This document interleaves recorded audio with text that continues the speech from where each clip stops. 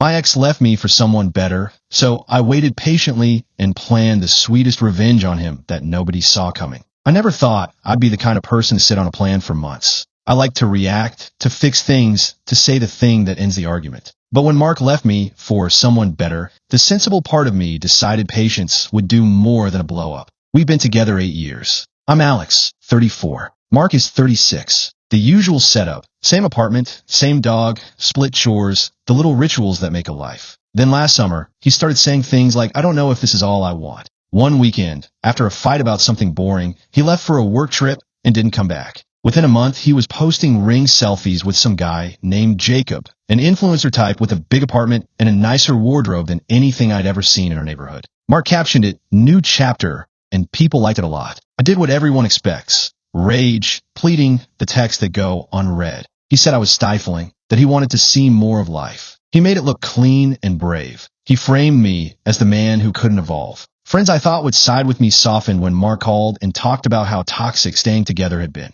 The social narrative slid away from me and toward his version. Flashy, decisive, forward-looking. I could have started a public war that week. I didn't, for 2 reasons. 1, I have a kid from a previous relationship and stability matters. 2, humiliation plays on someone else's timeline. If you want to hurt someone for the long term, don't flame in public. Let the truth accumulate until the house of cards collapses by itself. So I rebuilt. I moved into a smaller place, got the dog settled, and accepted how much quiet that requires. I wanted therapy. I took a night class in UX design. I work in product because I wanted a skill I liked. I stopped stalking Mark's feed and started posting dumb photos of hikes and my terrible attempts at baking sourdough. Things that lit up me, not him. Within 4 months, I was offered a promotion to lead a cross-company product team. Within 6 months, the new side project I'd started with a friend got real traction. A small app for freelancing creatives that did better than we expected. It wasn't revenge. It was repair. Mark, meanwhile, floated in the influencer orbit with Jacob. He posted vacations, perfect brunch photos, and he curated a picture of a life that looked upgraded. People congratulated him. A few mutual friends invited him to dinners. He seemed to be winning. That was when I started to plan. I wanted revenge that would matter to him. Something he could not laugh off, not spin into an angry ex story. He cared about 2 currencies. Reputation inside our mutual circle, the group that hires, recommends, connects, and the curated image Jacob bought him. So I focused on those 2 things. The sweet part was that the plan involved no violence, no illegal stuff, and nothing I'd regret later. Only timing, a few truths, and the one event he thought he controlled. Update, 2 weeks after he left. I didn't retaliate the first week. I let the shock settle. But I began quietly collecting what I knew I could ethically and legally present. Patterns, not invasions. He wasn't doing anything criminal. This wasn't about exposing porn or bank fraud. It was about truth in a room full of people who would hear it and see how flimsy his curated life was. He told people his split from me was amicable. He'd said I was the one who needed space,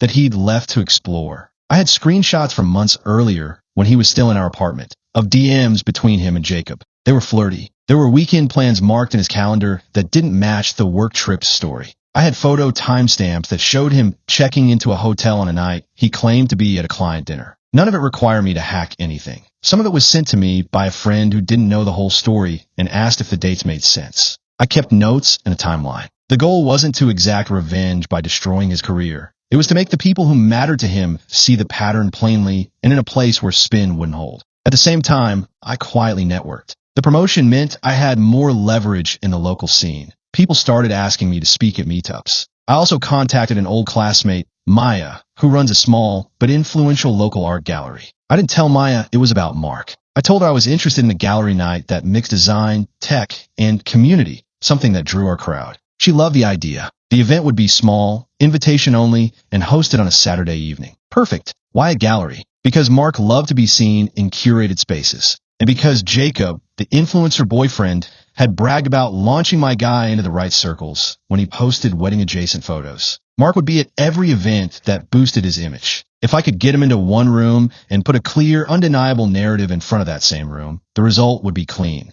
Update, 6 weeks later. The gallery night happened because of good timing and not broadcasting. I invited the right people quietly, a mix of mutual friends, a few industry folks who had worked with Mark, and a small group that followed Jacob's posts religiously. I asked no one to do anything but attend and see some local projects. The gallery was doing a series called Second Acts, work about reinvention, would fit my message perfectly and raise 0 eyebrows. Mark RSVP'd. He bragged to his friends about supporting the arts, and Jacob boasted on his stories that he and Mark were on the guest list. Mark assumed it would be a pleasant night where he'd be applauded for his new life. I spent the week compiling a projector piece, nothing flashy, just a clean timeline on slides and a simple, calm audio overlay of things he had said publicly to friends and in small DMs I'd been given against the timestamps of nights he'd said were work dinners.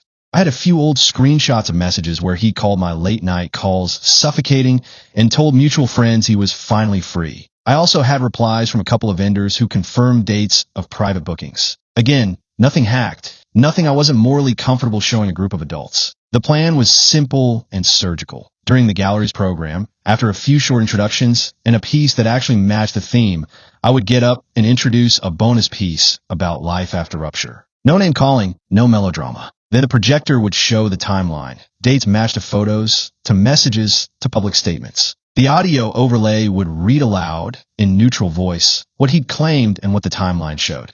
It was a quiet forensic piece, the sort of thing you'd give a judge, fact arranged clearly, and let people interpret. Update, night of the gallery. People filtered in. The small crowd, 30 tops, drank wine and talked. Mark and Jacob arrived late, confident, practically glowing. I sat near the back. Maya introduced the series. This night is about reckonings and new beginnings. She smiled at me, and I felt my stomach flip once. Then I stood. I kept my voice steady. There's one more piece, I said. It's small. It's not art in the traditional sense. It's a timeline. I didn't say who it was about. The projector came on. Slide after slide laid out nights he'd claimed to be at an office fundraiser, a client dinner, or on calls.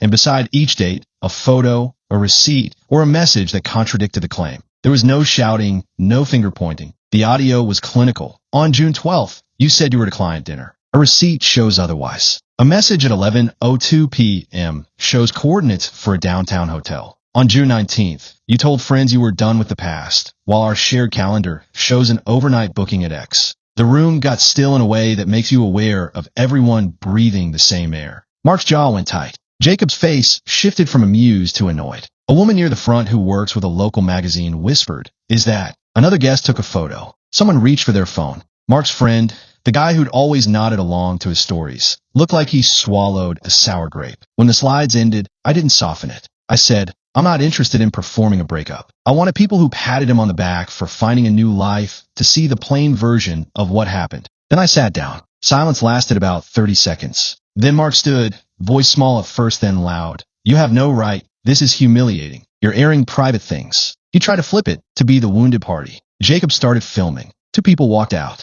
Others stayed and looked at him the way you look at a cracked mirror. He called me names on his way out. Petty, desperate, the usual. Jacob shot him a look. Not the proud look you'd expect. It was a small, careful glance, the kind partners give when they suddenly realize they might be public in a way they didn't want. Later that night, some of our mutual friends texted me supportive things. A few conservative acquaintances muted the group chat and avoided the subject. The difference between being adored and being credible is small and fragile when you fund your life on optics. Final update, 3 months later. I'm not saying Mark lost everything. He didn't, but the night changed how some people read him. A couple of vendors I'd spoken to quietly declined to recommend him for gigs, citing scheduling concerns. A mutual friend who runs a small event firm told me off the record that clients ask more questions now. That's not dramatic justice, but it matters to someone who built his life on being promoted and booked into other people's events. Reputation is currency. It's not explosive revenge, but it was the only kind of revenge that would stick. Mark tried the usual moves afterward. He messaged me begging for a private conversation,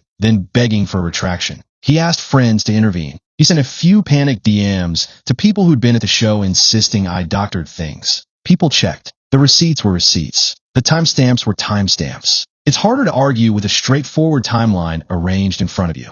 He slid into my DMs a final time months later with a message that read something like, "You win. I'm sorry. It was messy and I hated that you built your life without me." I didn't reply. I had a new life. The app was doing well. Claire, my girlfriend, yes, I'm seeing someone genuinely good for me. And I were planning to move in together, and I stopped refreshing Mark's feed. Revenge, for me, wasn't about watching him suffer. It was about reclaiming the narrative, about refusing to be the sad backstory in someone else's highlight reel. I could have yelled. I could have broken him publicly, but I chose to make the truth plain in a room where the people who mattered could see it clearly. The quietness of the reveal had more sting than any meltdown ever could. If you're asking if it made me feel better, yes. It was satisfying in a clean way. No petty social media barges, no forced public shaming. People who needed to know saw the facts. People who didn't want to judge didn't. Life moved forward. If you're asking whether I regret it, sometimes I replay the projection and wonder if there was a kinder way. But Mark made his choices. He left, and he curated a new life on top of an old lie.